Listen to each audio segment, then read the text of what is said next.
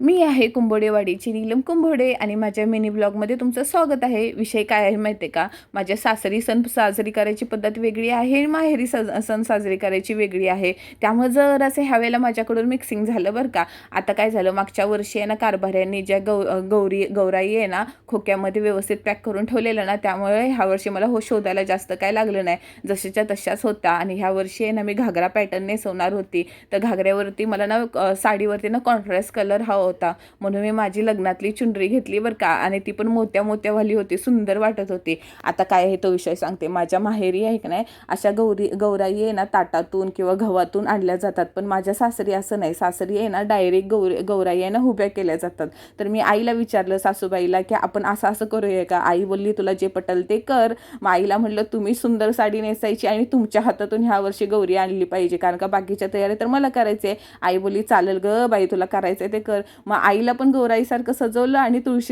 तुळशीपासून आमच्याकडे गौराईचं आगमन होतं ना. आणि जी दुसरी गौराई असते ना ती मटक्यासारखी दिसते तुम्हाला, ती आम्हाला कुंभार देतो. ही माझी सासरी पद्धत आहे आणि ती मानाची गौराई आमच्याकडे मानली जाते. मग अशा पद्धतीने माझं सासर आणि माहेर मिक्स झालं का नाही, आणि व्यवस्थित मुहूर्तावरती आमच्याकडे ज्येष्ठा गौरीचं माप ओलांडून सासूबाईच्या हातातून आगमन झालं बरं का.